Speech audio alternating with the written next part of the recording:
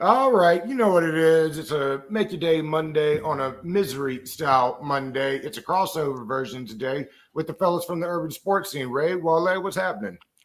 Hey, what's going on? Glad to be on, man. Right now we appreciate you. We think you have a dope show, a dope, format and whatnot. So, man, appreciate you be having us on. Definitely.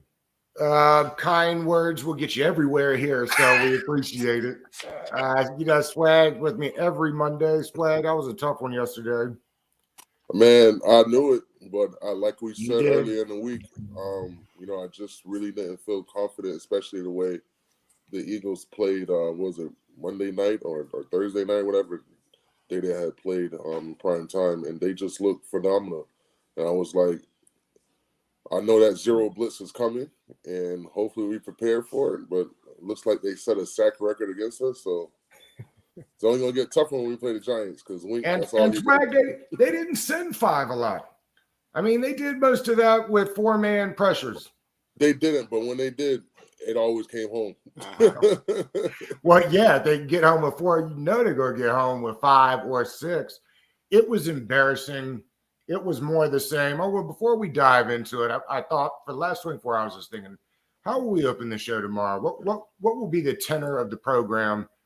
And I want to say this: through three games, all three of them were against what I think will be worthy and good opponents when we look at this at the end of the year.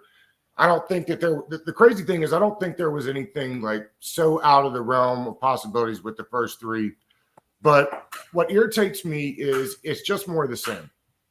You could look at the first three games of the last, I don't know, count them out, 10 seasons. Uh-huh. And it feels like we're having the same discussions. When Ron got here, should we have had a rebuild, a real rebuild where you blow it up? To me, that doesn't mean you couldn't have kept John Allen's. It doesn't mean you couldn't have kept Terry McLaurin's. It meant that you got something more than a fourth round pick for Trent Williams. It Uh-huh. means you get something more than letting Sheriff walk out the door for whatever the comp pick will be.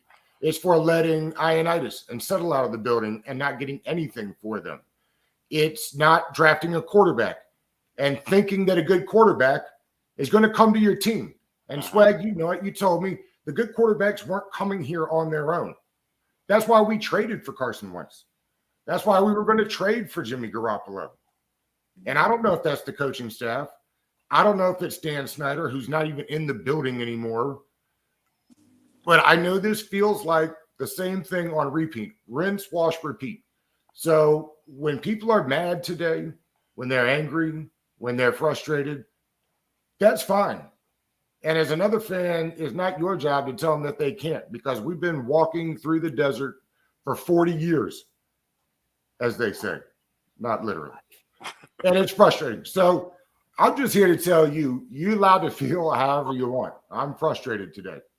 I'm concerned because I have no idea where this is even going, where it's headed. So I'll start this. I'll open up for everybody else like this. I like the compliment sandwich. You know what I'm saying? So that's what we'll do today. We will give Washington the compliment sandwich treatment today. Well, I will force you all to say something nice about yesterday. Wale, you're up first Why'd you start with me? That's because you're messed my up. favorite. Like you did me dirty with this one. Oh, okay. So compliment. I'll give Saint you some compliments. I'll give him some flowers. I thought that he played well. Outside. He played okay. There were some plays, but in terms of what we saw from everybody else, he played. He's one. He's the one. He's one that stood out. Um, Other than that, that's pretty much it. Um, he competed. I mean, I'm always gonna give flowers to the young man Jamin Brown. I'm Jamin Davis. I thought Jamin Davis, with that sack or whatnot, he did kind of had some flash plays. He showed that speed, so I'm gonna give him his flowers, even though his coaching staff won't. But in terms of to be honest with you, to keep it 100, I'm gonna say St. Juice. The middle of that complimentary sandwich could easily go to the fact that yes, he looked good, but why we have to wait so long to see him there? Yeah, that's true. Um, That's true. we'll get to that later. Ray, what you got? Give me one thing about yesterday that you thought was a positive. Special teams, especially when Devontae Smith lined up for that punt return. I said, "Oh goodness, this is about to be ugly." But special teams was hitting, and they were hyped And I like the energy that the team came out with in general, which was dope in comparison to the Detroit game.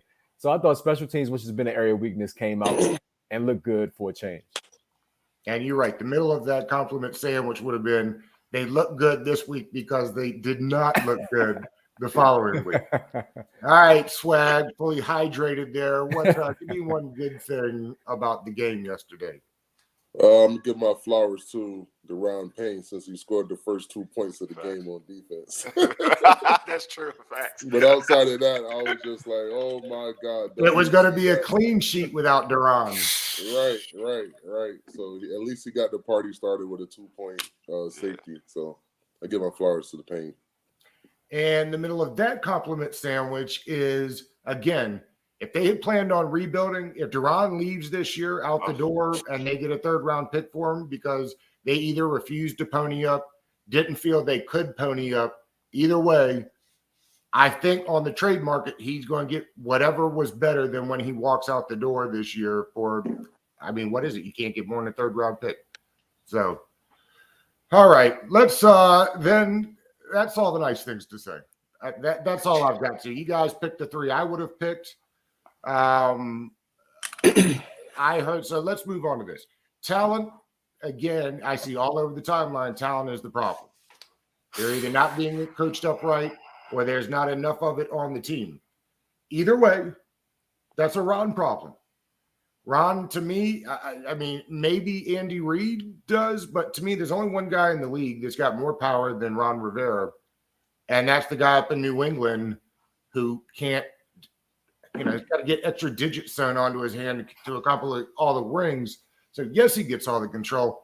The only reason Ron got it was the only way that he was going to come here. Uh-huh.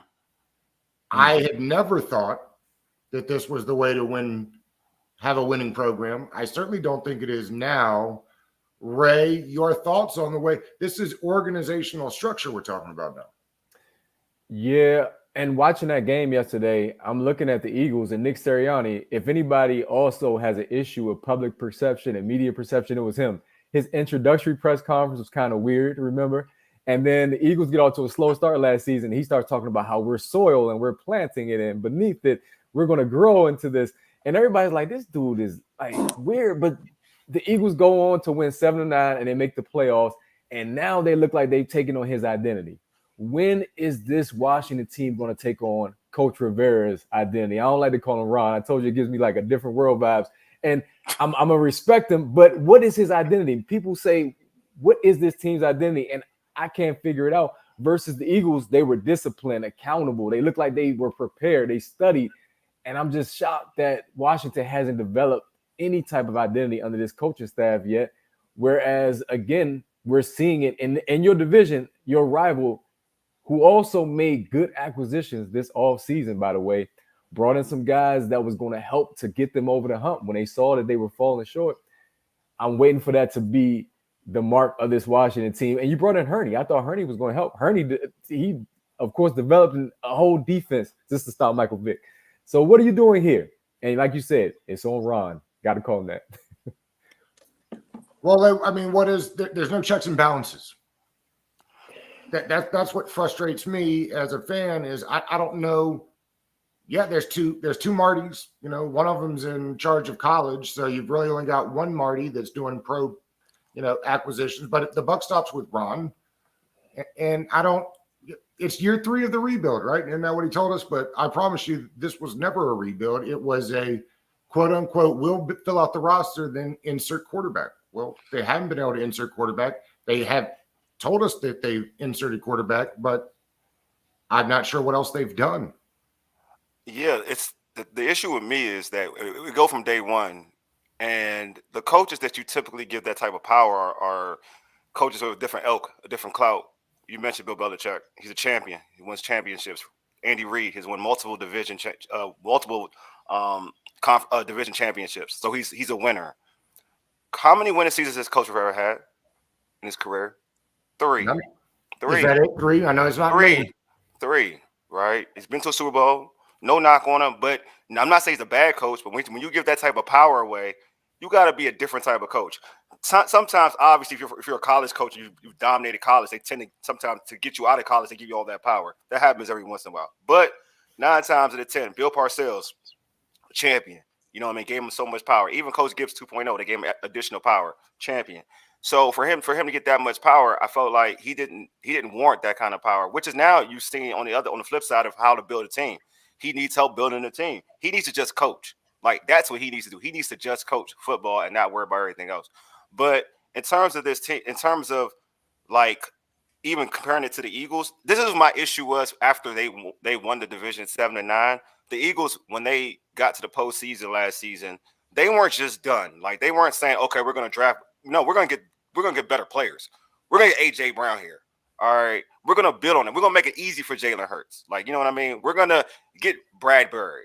You know what I mean? We're going to have Slay. We don't have that ability.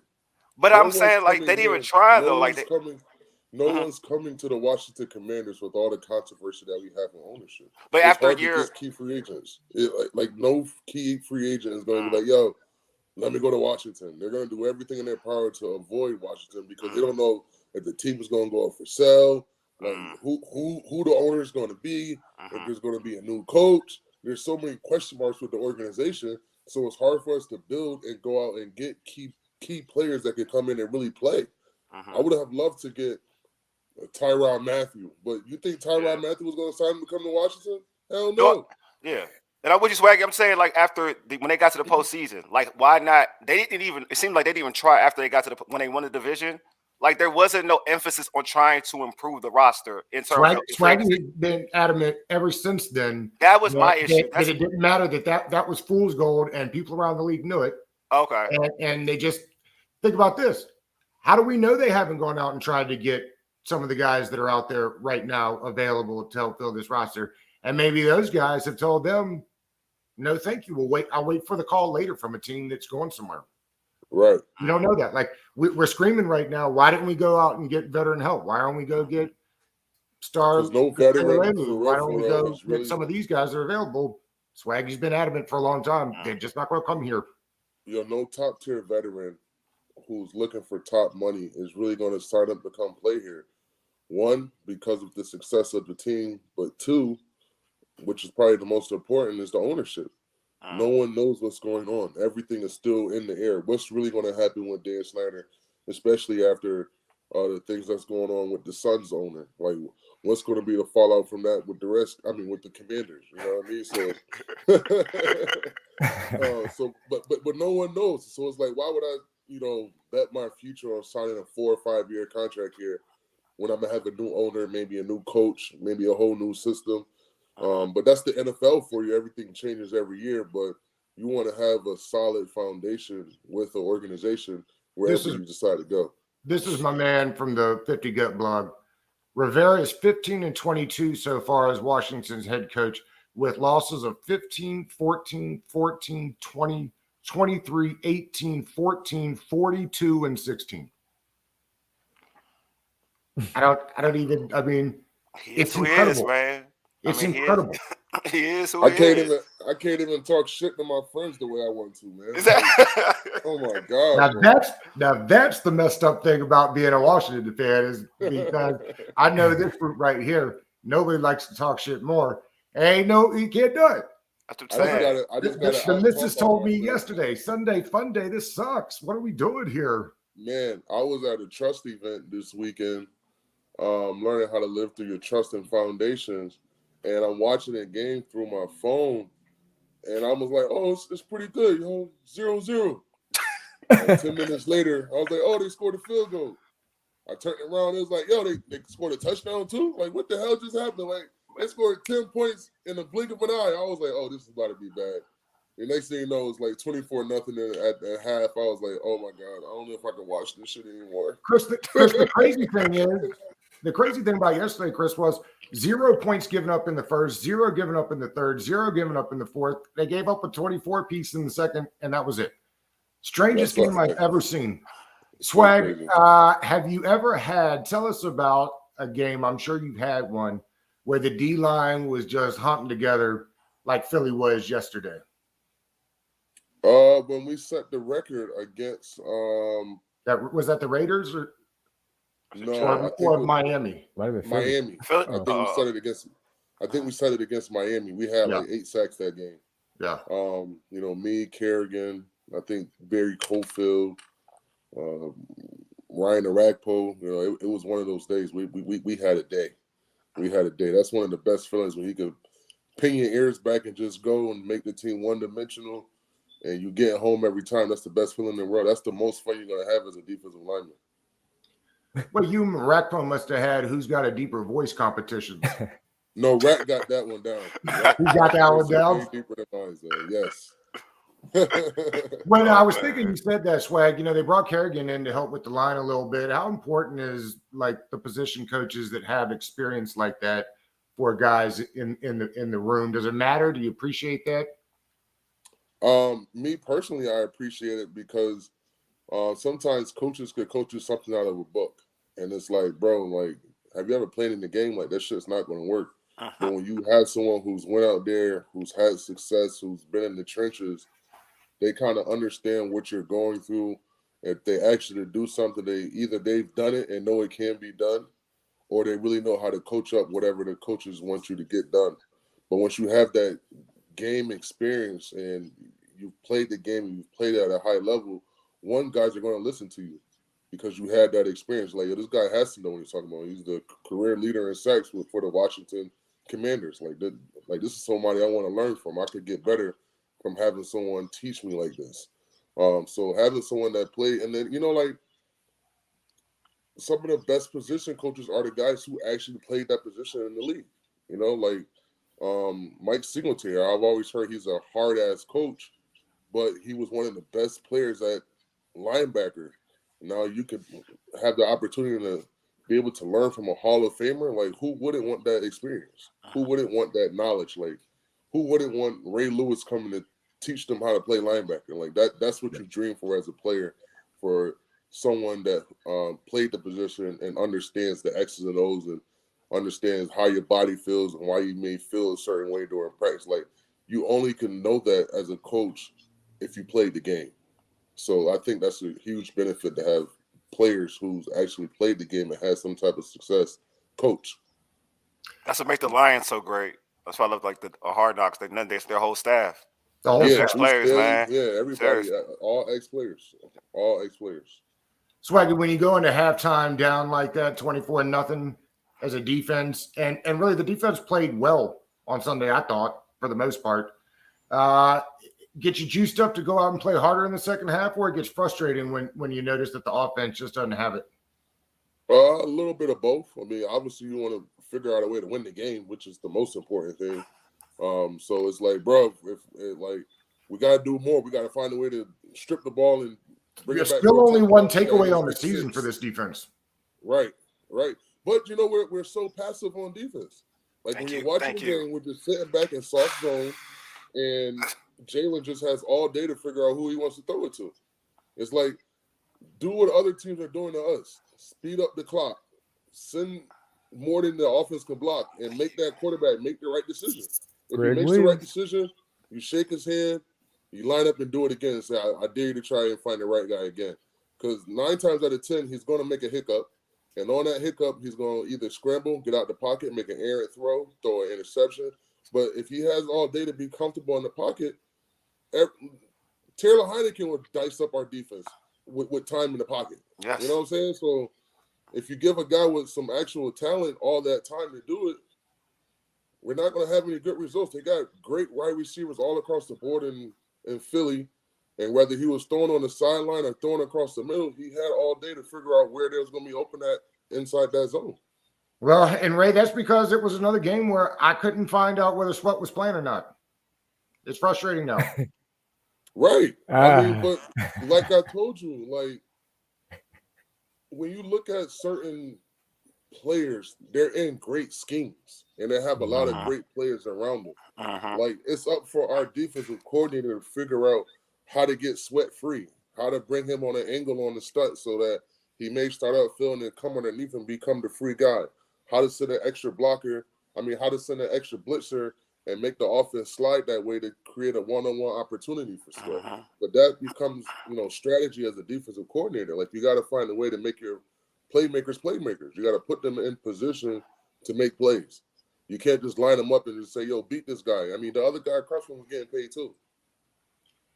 And that's what was so frustrating about this is that it took an injury to get St. Juste outside where it was obvious that he belongs. I mean, it was obvious since the college tape that he needed the boundary to help him, be successful. And that's not a knock on him. That's what, like Richard Sherman was better suited outside with the boundary as a press corner. He's a tall corner. He's a tall cornerback. That's what Seattle showed you the blueprint. Like he's a tall 6'2", 6'3" cornerback who has long arms. He's a physical cornerback. Like that's who he is. He's supposed to be outside. He's not supposed to be a slot corner. He's supposed to be outside. You know what I mean? He's not supposed to be the nickel. So it's just like I'm with Swaggy. Like that's my issue with this defense. It's like it's so passive. We dictate nothing. They dictate nothing. Defense is supposed to dictate. Like you're supposed to make sure, you know what? We're not gonna be offensive. We're gonna be proactive. Like this defense isn't proactive. Well, and where does the nasty come from? There's no nasty. There's no offense. I don't think any offense who we're playing is worried about the blitz package for her team at all. It's just like we're gonna block these front four, and like they don't have to worry about keeping them back in, trying to find out if a middle linebacker is blitzing. They know it's only 4 coming. Like we're not blitzing anybody, and that's the hard part. Like when you watch other teams play, the New York Giants, the Philadelphia Eagles, even Jacksonville, even if they are sitting in front 4, front 5, they have so many different stunts and loops where guys are schemed to come free, and it's just our guys are just line up and go.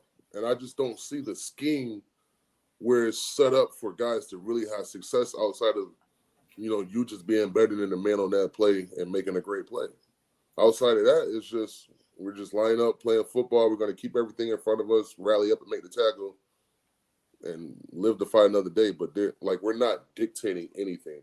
When I watched the Giants play, when I had the opportunity to go watch the Giants, and they got Wink Martindale there, he is dictating what the offense can do. The offense can't run what they really want to run because they have to do a check. Who's blitzing? Is the safety coming? Is the linebacker coming? Are they going 0 blitz? And we don't do that. We don't do it. We just sitting back in soft coverage, and average quarterbacks are looking like Hall of Famers. Ray, tell me what happened to Kendall Fuller. It looks like you never think, Ray, that Kendall Fuller was only 27 years old. Like you say that like an old declining cornerback. They picked on him yesterday. Does that come down to effort, though? We've had discussions about him. When you came on our post game, I said he was the biggest concern for me because he's played at the highest level. He's won a championship. So what is the issue? And many feel like he's not giving full effort. I'm not in the practices. I'm not there day in and day out. So I can't speak to that. But I don't hear the coaches mention him. So is there accountability? That's what I want to know, because again, I mentioned before we came on the crossing route that Devontae Smith ran. Now I know he's a speedster, but it looked like Wole, you said he gave up on the play. So is that effort? Why is he seemingly always behind? I don't blame him for getting lost. He was there. he was there. That was a difficult cover. But this is week in and week out. Also penalties. The penalties. It seems like teams are game planning for Kendall Fuller. Why is that? Is it because he's lost a step? You said he looks older, or is it because it's a lack of effort, or is it the coaching staff not putting him in a position to succeed? That's where I tap into you guys, the experts, because I don't know what it is. And I'm a Kendall Fuller guy. I'm a fan of I like Kendall Fuller too. I like him too. Sometimes in life, go ahead, Swag. No, I said I love him. I was on the team when we drafted him, so I love his attitude. I love the way he play. I love his fight. But lately, it's been like, oh shit. Yeah, some people, you know what? Some people in all sports, in competitive sports, some people just get work. You know, maybe that it's that time. Like they see something and it's like, okay, we can get you. You're the one we can get. And right now, he's the one they can get, and they feel confident. The issue is they feel confident and going at him. It's like you mentioned, Ray. Like he got mossed. There's a reason why they still went there, though. He was getting mossed a couple of times. There's the reason why, because they know it could work. You know what it kind of reminds me of? It reminds me of when we finally brought in what's his name? Josh Norman. We brought Josh Norman to the team, right? and Breland was supposed to be our number one corner that year. And Bree was so pissed. He was just like, why would they bring this guy here, pay him all this money? He was like, I'm playing on this side, he playing on that side. And it just so happened that year, our first 3 games, we played Pittsburgh, New York, and and Dallas. And we sitting here and looking like, yo, we just paid Josh Norman $70 million, whatever it was. Make him shadow the best receivers every time we play. But Breland was like, no, I'm the number one corner. I'm going to play da. And then for the rest of the year, we had to watch Antonio Brown twerking on every freaking commercial because he got torched 3 weeks in a row.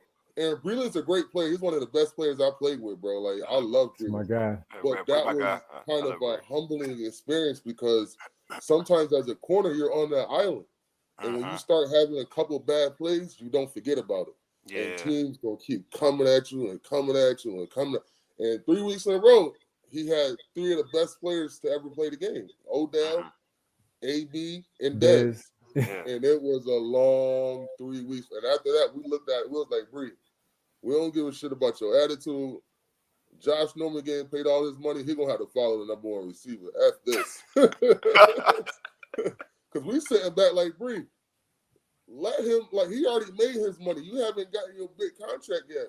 Let this man cover the best player on the field, and you lock down the number 2 to number 3 receiver, and they're going to call you a lockdown corner, and you're going to get paid $100 million. You don't have to go follow AB around to get paid. You know what I mean? Like, just stay over there and let this man who got paid play number 1. But that's kind of like what I feel like is happening with Kendall Fuller. He just had some bad plays, some bad weeks, and those plays keep replaying in his head like, yo, I just got mossed. Like, God damn, like, he ain't playing with that spunk that, like, yo, I'm about to go lock his ass down. He's like, man, I hope I knock the ball down. I hope I get an interception. He's not going out here like, yo, I'm locking you down. Hoping and wishing ain't never a good thing. No, this is a good point. So you think it's mental? It's mental with Kendall. That's part of it.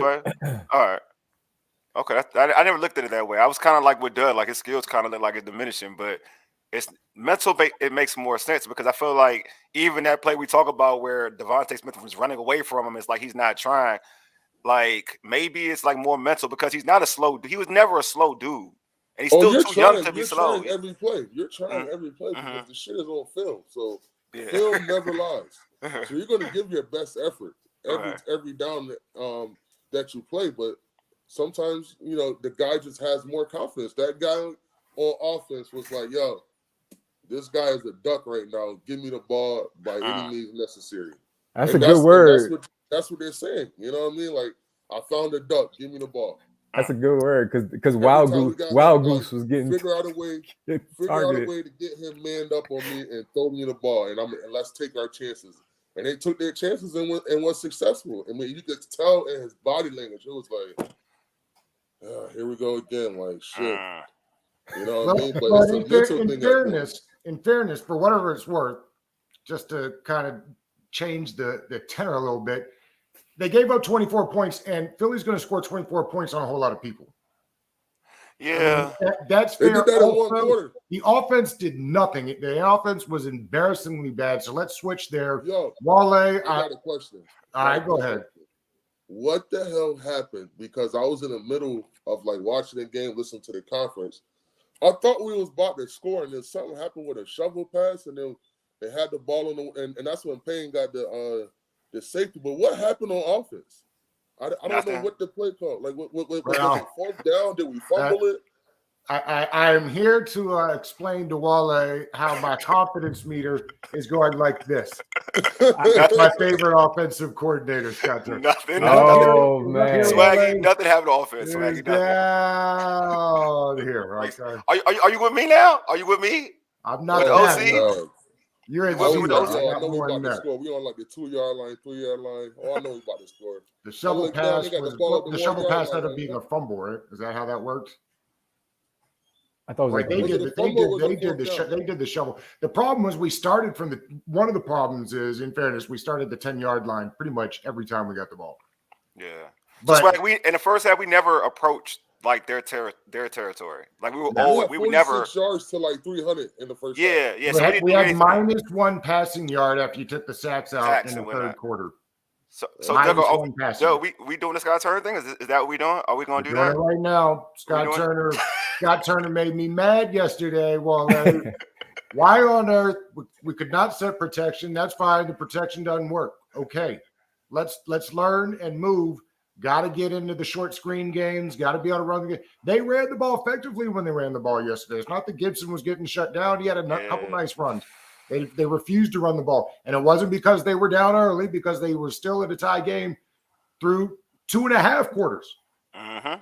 Scott Turner is consistently late to adjust, and that's on him. The scheme works, but there's no adjustment. The clock management, I don't know who's responsible for time management, but again, just like last week, I looked over at Nikki and said, they got to score here by the 10-minute mark. And they wasted time into the 9-minute mark, and then didn't score anyway. Didn't much matter. But They again, was running like 4-minute last week, offense when we needed to be running 2-minute offense. Yeah. there was no urgency. Yeah. And frankly, there's been no urgency from anybody on the team in my eyes for the first half last week and the entirety of this game, minus maybe Deron Payne. Hey, can I say something real quick? Ed Reed once said publicly and privately that Jason Garrett's offense was the most simplistic he ever prepared for. He said in part because he never deviated from his game plan. So you knew exactly what was coming. Is that the case with Scott Turner? It feels like it. But you know what the crazy shit is like? I thought he was getting more creative, especially with the use of Curtis Samuel. The first half of the Jacksonville game was some of the best play calling I've seen from any play caller in the league recently. And I was so excited. Like, here we go. Here's the motion. Here's the jets. Here's the tunnels. Here's the tight end screens. For one half, we got that. And, and then all of a sudden, it was like, no thanks. It's like, when you with a girl, sometimes some people shoot their bullets a little early. Shot his bullets early. Well, you gotta get some Viagra and whiskey and try again. You gotta keep shooting them shits. Look, man. That's right. You better get that blue pill. My man show everything. My man show everything on tape, and everybody done seen it on game one, and they adjusted to how do you gonna use Curtis Samuel, and Curtis Samuel gets so much attention right now, and you can see it. How many times did they use motion yesterday? Twice, maybe. I mean, but you could tell like. It's like Curtis runs the same routes now. Like it's not even. Are we utilizing Curtis on deep routes? It seems like he's just doing intermediates, and that's it. Terry's first target was in the third quarter yesterday. Yeah, if I recall correctly. Yeah, so I'm just like for Scott, like me and Scott, this whole Scott Turner thing, like so. I tried, Doug. You know this. I tried, Doug. I tried, man. I gave him some flowers on Twitter. I typically don't do that. I was like, you know what? He's okay. And then people were like, oh, I'm coming around. And then here we go, a whole first half of not scoring again. And to me, if you're going to be that guy, we're going to use the term genius. You know what I'm saying? With offensive mind, you can't go a whole half and not score. Forget a whole half. There's certain things in the game that happens, like turnovers or something that may not be your fault. But a whole half of basically not even moving the football or going 3 and out, like that's not a good. Regardless of what you want to put on the quarterback, whatever. But it's gonna be this dual ownership. Like you cannot be that type of offensive mind and have that type of stagnant of an offense. So to me, something has to change. You got to adjust better.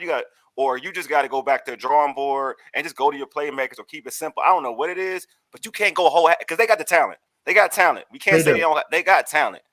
And we've seen we got Wentz, like Wentz is an athletic quarterback. Yeah, get on the edge and let him. His pocket presence yesterday was awful. It was trash. Terrible. He didn't know where to move in the pocket. They didn't know how to protect him to keep him clean in the pocket. They did a nice job. To your point earlier, Swag. They brought the edge and then moved the pocket inside. We couldn't stop him. That goes to the psyche, just like we talked about with Kendall Fuller. He got beat on a couple of plays. Now he's thinking about getting beat all the time. You sack a quarterback a couple of times. Now he's not looking downfield. He's looking like, oh, no doubt. Yeah, he wasn't accurate. He wasn't accurate at all after that. Yeah, he started getting happy feet. He letting it go a tick before it was supposed to get thrown. But that's what happens when you disrupt the quarterback. You get him off the spot. You don't let him be comfortable. He start doing stuff that's not typical. He started looking at the rush. Now he's paying attention to the rush instead of looking downfield to see who's open. You know what I mean? So it's in the psyche. Like he knew as soon as they called the pass play, he was like, "Oh shit, here we go again." Here goes 7-step drop. Here go another and that's why 7-step I drop. don't understand why they didn't go Here. to a quick game, to a short screen game. I don't I understand agree. that. To me, You that gotta- was Turner's biggest mistake, or it was especially Carson's with- for checking out of it. I don't know. Especially with guys who had success pass rushing without even having to send too much of an extra rusher.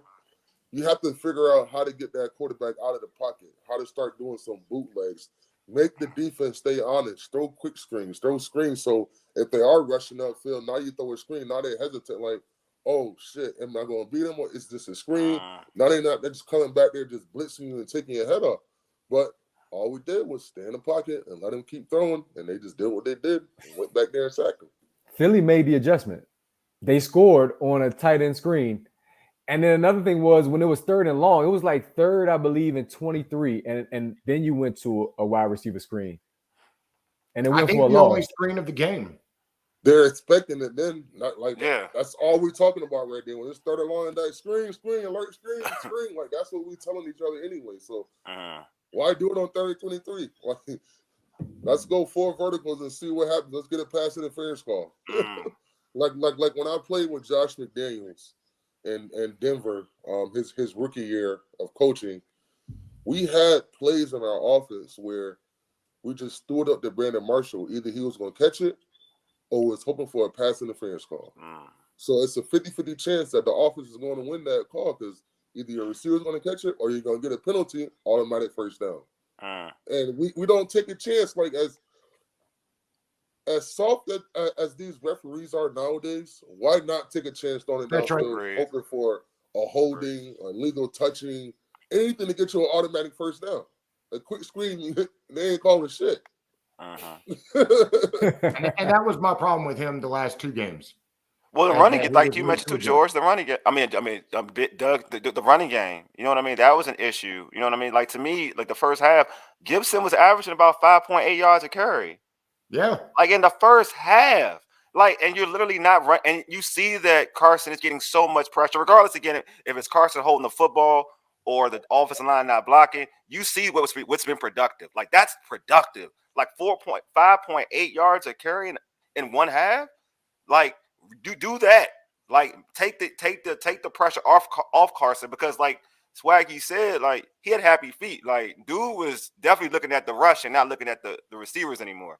And you know, we had that. I mean, as anybody who's been a Redskin Commanders fan or whatever, we've seen Patrick Ramsey here, and we've seen what happened to him when he kept getting sacked. He did the same thing. It was happy feet. So just knowing that, like, you got to do averaging 5 point plus a pop. Give him the ball. But you know Particular, real quick, slide for you. But the problem too was that line yesterday that they had was a run blocking line. When you got Schweitzer at center, who was not having a very good day of snapping the ball, by the way, that thing came out all kind of wobbly and low, which is fine. Although I still think it's kind of odd because he snapped the ball all off season long while Rouillet was rehabbing. So it shouldn't have been like, oh my goodness, this is the first time I'm doing this. But if he's not snapping, with another reason you should be running the ball. That was a run blocking line. Trey Turner is not good in pass pro. He looked like the guy that got cut from the Steelers. Go ahead, Swag. No, I was just saying, like, I mean, I forgot what the hell I was saying. I bet it wasn't a compliment. Oh man, what the hell? But the run game was about the run game. But the line is, I'll tell you this, the line is frustrating. We was down by 24 points so quickly. It was like the offense just forgot about running the ball. Period. It was just like, we got to score right now, and that's what you say that. But the first play of the second half was a run play. 11-yard run too, and then follow up with 3 passes. And then you went away from it. It was like Scott Turner is Scott Turner's special, man. He's Scott special, Turner, man. he's Maybe still he should young. go back up to the booth. How about that? He's still young though, and that's why I told Wole. I said we put him on this pedestal, and the expectations I think are too high for him. Plus his name. He's on the pedestal, Ray, because people around the league last year were saying he'd be a head coaching candidate soon. Well, they losing money. They losing the bag on that now. They losing the bag on that. I tell you what, I'd take either one of the coordinators from Philly right now. Yeah. That's what I want. It's what I've always wanted. It's what I still want. I want a respected GM I've always wanted Louis Riddick. I guess there's a reason why nobody else in the league has given Riddick a job. I don't know what it is, but it makes me feel like, as my brother Stuart always says, he's had the opportunity in plenty of interviews, so I'm not sure. There's got to be something. Me personally, I take a guy like Louis Riddick, and then I take a young guy as my head coach and have the two of them work together. I don't like the way the system is set up now. I never have. I never will. It's why only one team uses it. I mean, when Shanahan was here, he wore all the hats, but he understood talent. He wore all the hats until Bruce Allen stole them. But he's also Right. Swag. He was also a Super Bowl winning coach though. So That's right. you know what I mean? He a champion. That's what I'm saying. It goes back to what I'm saying. Like when you want to get somebody that clout, be a I champ. think, Well, and again, that was Goes not a back to thing. the Joe Shanahan Gibbs era. said hire Rivera, and Rivera said, I want all the power. And basically, but they think about it. acquiesced. With all the stuff that was going on with the team at the time, who the hell was about to sign him to be a coach here? No, I agree. He was I know out what. of the league. Yeah. This was like like if he didn't ask for it, he would have been crazy. Because who else was the Redskins gonna hire at the time? So when you come in there, you ask for everything because they didn't really have any options. Yeah. So if I'm gonna go I in there, agree. I want to be the head coach, I want to be the GM, and they're gonna give it to me because they have no other option. And Mm. that's what he did. I agree. Does the fact that Dan isn't really even around anymore and is basically Tanya Snyder, there's the face of the franchise, that make you feel any better? No, because that's his wife, so he could just tell her whatever he wanted at home, and she relayed a message. But like, On a burner phone? you really don't see the owner around the facility anyway. They're more so about the business of the team. Like they're not doing operational stuff except for Jerry Jones for the most part. Like they don't work with the operation. That's why they hire a GM and a head coach who does that type of stuff. They worry about how much money and revenue that they can bring in for the team, for the business. Let me see. I was thinking there are. Let me pull up the schedule here. Has anybody looked at the upcoming games recently? I know they got. Obviously the Cowboys next. Cowboys next. Yep. Michael But I Parsons. don't think, That's I been a don't think discussion. Dak is back for that game. I think it still No. should be a Cooper Rush game. It is. It is. Here we go. I'll run these through as we wrap this thing up here. Okay. Cowboys, Titans, Bears, Packers, Colts, Vikings, Eagles, and then Texans gets us to the bye. We about to be like 2-7. Swaggy said it. I ain't want to say it. Swaggy said it for. He said it. I mean, I want us to win. I root for our guys all the time. But what we're seeing on the field right now, you just don't have any confidence on saying, yeah, we're going to go out and beat this team. Yeah. Or we're going to go out. I don't even have confidence in us even like being able to compete. And that's sad, especially as a former player and someone who always wants the team to do well. I just don't see it, and it's just like once you get hit with all these gut punches, you lose confidence as a team, and we don't have that cheerleader on the field. Like when Chase played, he was a cheerleader getting everybody hyped. You don't see anybody hype about anything. Does the Ray? I know you got to get out of here, so jump out whenever you need to. But before you do, does the addition of Chase Young and Brian Robinson excite you at all? Does it make you feel like did those two move the needle for this team at all? For me, it does because there was so much excitement around Brian Robinson in preseason, and just maybe that will be the spark that Scott Turner needs to get back to a balanced offense. I know, Doug, you hate the 80s style offenses. I get it. But that it makes it look worse when you can't score in today's NFL. If you putting up donuts in today's NFL when everybody seems to be putting up points, that's a problem, and you got to pivot. So that excites me. Chase Young, absolutely. I feel like there'll be a better defense with him. Chase Young is just too talented. And Swaggy just said it. He's that rah-rah guy. Even on the sideline yesterday, you down, he's still in guys' face like, let's go. He's still trying to motivate dudes. John Allen is the leader for real to me, but at the same time, I think he's more so that emotional leader, whereas Chase Young's just so demonstrative. He's that guy that's going to get hype, and I love that. And your coach doesn't do that. So you need somebody to set the tone, and Chase Young is that guy for me. So definitely, that's going to bring a change, and you need to pivot, like I said. for lack of a better term. He's our emotional leader on the field for offense and defense. Like when you see Chase playing, whether he's having a great game or not, he is getting everybody excited and into the game. Like me watching the game, I'm like, bro, go sit down, go save your legs. But he's like watching the game, he's excited, he's damn near on the field giving guys high fives in the middle of the offense, being out there playing. But he's the guy that gets everyone excited, and he may be the spark plug that we need.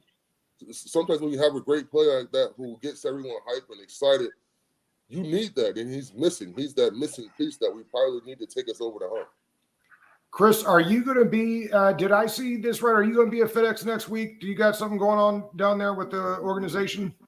Yeah, I think they're doing a watch party, so I'll be at FedEx watching the game with the fans. Yeah, it sounded like a good time. Maybe they're going to do tours and stuff. Hey, not on your phone, not on your phone no more. Hey, as long as they got some good liquor, I'm there to watch the game and have a good time. not on your phone, man. The wrong place. Like, dang. Swaggy, what is your beverage of choice during a football game? I'm a Manhattan guy, so I love whiskey. I love Maker's Mark. What's the other whiskey? So you weren't taking shots at Henny with the fellas before the game? I'm not a Hennessy guy. I'm a whiskey guy, so no. I got you. Or Casamigo. You know, I like. Amigos is all right. Yeah, Amigos started hit. Yeah, my boy put me on Amigos. Yeah. Well, what do you usually sip on during a game? I try. I mean, not during a game. I try to chill because I'm already frustrated. Let's say, like usually, if I'm out, Remy 1738. I'm a 1738 dude.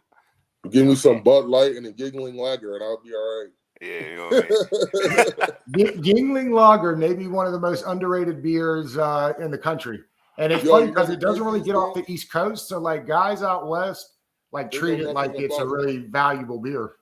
My roommate Josh Hall, when I was at Penn State, he was a Pennsylvania boy, and you know me coming from Hartford, Connecticut, all I knew was like Heineken and Coronas and Bud Light, like stuff like that. He kept drinking these Yingling Lager. I'm like, bro, what the hell is that? But now I know that Yingling Lager is produced in Pennsylvania. Yeah. And when I drunk one, I was like, yo, this shit is pretty good. And from that point on, I've been hooked on Yingling Lager. Man. I love it. All right, there you go. Yingling, if you're listening, we need a sponsorship. Sponsor. I was about to say the same thing for you. Come on, Yingling Lager, let's go. I'll just say that for you, Doug. Well, tell the folks about the Urban Sports Scene and what y'all got coming up before we get out of here. Man, we want you can catch us on the Urban Sports Scene, which is hit our website www.urbansportscene.com. On Twitter, you hit us up at Urban Sports Scene. We got live shows on Tuesdays at 8 to 9 p.m. Sometimes we go a little over, but we're gonna talk about what happened on Sunday. Obviously, it's Cowboys week, so we're going to talk about the Cowboys. And then we're going to do our, we always feature HBCUs and whatnot. So, and we're going to have a college coach from, I want to say it's A&T, North Carolina A&T. We're going to have their basketball coach on our show, and we're going to talk about the program. Is that Moten? Huh? No, not Moten. It's an interim. It's Philip Shumpert. He's the interim coach. Oh, okay. He's the interim coach. So. Yeah, we always about get HBCU loves, man. We went to HBCU, so we gotta give them. What school did you go to? I went to the University of Maryland Eastern Shore. Okay. Yeah, so yeah, we always gotta give support to our HBCUs. Yeah, I'm a Hampton guy. Hampton. Yeah, I have one of my good friends went to Hampton. What year? He graduated. Keith graduated in 04. Oh, he's before me. I graduated high school in 05. Yeah. You guys make me feel old. Thanks. Great. The Monday wasn't bad enough. All right, fellas. Well, the game wasn't what we wanted, but still had a great time today. Wole, appreciate you fellas coming on. And Swag, what are you doing Friday? You want to come on and give us some Cowboys, Redskin stories? Hit me later and I'll let you know. We'll see. My schedule will be all over the place. Yeah, I know it. Maybe. All right. Appreciate you, fellas. All right, guys. Peace.